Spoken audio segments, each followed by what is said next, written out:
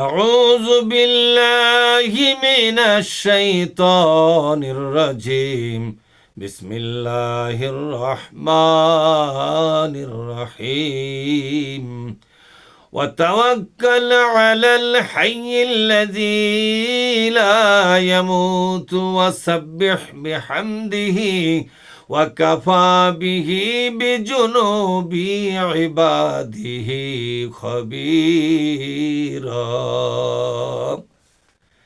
আলহামদুলিল্লাহি রাব্বিল আলামিন ওয়াসসালাতু ওয়াসসালামু আলা সাইয়্যিদিল মুরসালিন ওয়া আলা আলিহি ওয়া আসহাবিহি আজমাইন আম্মা বাদ। সম্মানিত দ্বীনি বন্ধুগণ, আমি আপনাদের সামনে পবিত্র কোরআনুল কারীমের 25তম সূরা সূরা আল ফুরকানের 58 নম্বর একটি মাত্র আয়াত পড়ে শোনালাম। এই আয়াত থেকে আল্লাহ তাআলা আমাদেরকে যে কথাগুলো বুঝাবার ব্যবস্থা করেছেন, আমরা সে কথাগুলো বুঝবার চেষ্টা করব। আমা তৌফিক ইল্লা বিল্লাহ। আল্লাহ বলছেন, ওয়া তাওয়াক্কাল আলাল হাইয়্যি আল্লাযী লা ইয়ামুতু। ও দুনিয়াবাসী, কারো প্রতি ভরসা রেখো না।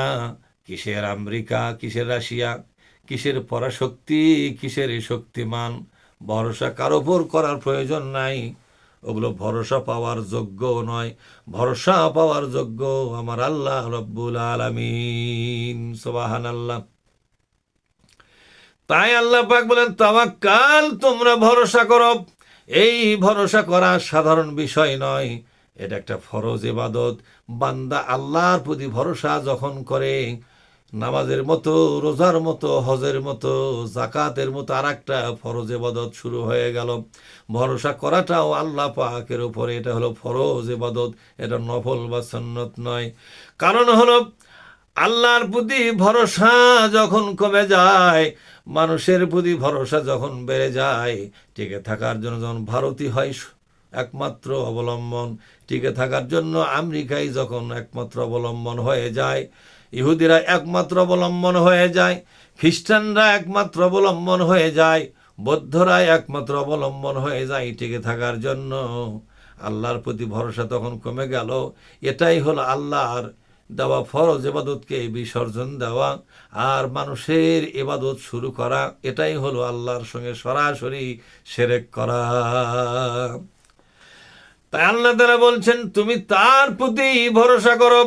ভরসা কারা পাবে, তার একটা ক্রাইটেরিয়া আল্লাহ বর্ণনা করেছেন। কে পাবে ভরসা? লা ইয়ামুতু, যার কোনোদিন মরণ হবে না, যে কোনোদিন মরবে না, সেই শুধু ভরসা পাবার হকদার, এবং তাকেই তো ভরসা করতে হবে। তাকেই ভরসা করা আমাদের জন্য ফরজ ইবাদত। আল্লাহ পাক বলছেন যে হঠাৎ করে কোনো না কোনো দিন মারা যাবে, যে হঠাৎ করে কোনো না কোনো দিন মারা যাবে, তার প্রতি ভরসা যারা করে আছে তারা তো বেকায়দায় পড়ে যাবে। যাকে ভরসা করতাম সে তো দুনিয়া ছেড়ে চলে গেছে, এখন আমি কি করি? হতাশ হয়ে দিক বিদিক জ্ঞান শূন্য হয়ে ঘুরে বেড়াবে, নতুন আর একটা ওরকম মরণশীল সৃষ্টিকে বাছাই করে নিবে। আল্লাহ পাক বলছেন, না না, ওরা ভরসা পাওয়ার কোনো হকদার নয়। ভরসা পাওয়ার হকদার সেই হবে যার কোনোদিন মরণ হবে না।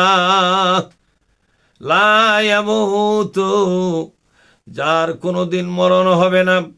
ওয়াসাব্বিহ বিহামদিহি, আর যার ভরসা করবে তোমরা তার তাসবিহ পাঠ করিও, প্রশংসামূলক তাসবিহ।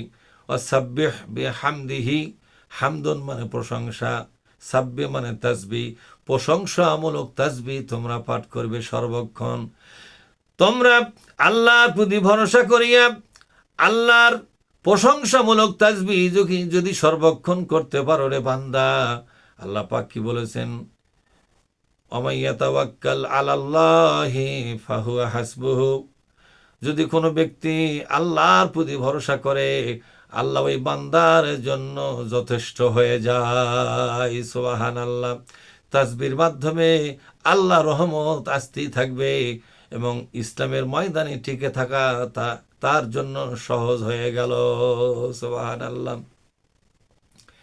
এবার আল্লাহ তাআলা বলছেন, ওয়াকাফা বিহি বিজুনুবি ইবাদিহি খবীরা।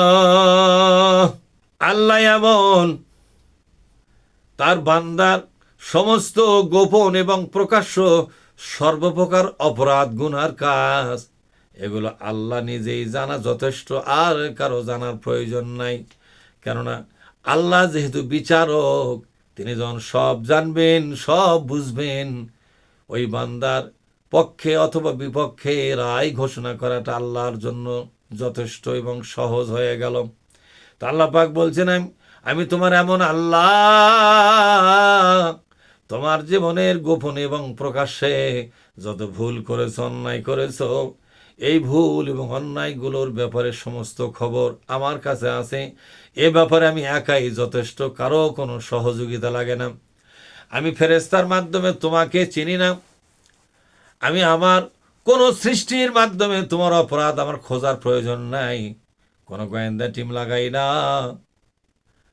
তোমার অপরাধকে খোঁজার জন্য কোনো গোয়েন্দা টিম লাগাই না, কোনো সিআইডি লাগাই না, কোনো এনএসআই, কোনো ডিএফআই লাগাই না, কোনো রকমের কোনো রাষ্ট্রীয় এবং আকাশ ও জমিনের কোনো গোয়েন্দা টিম কাজ করে না।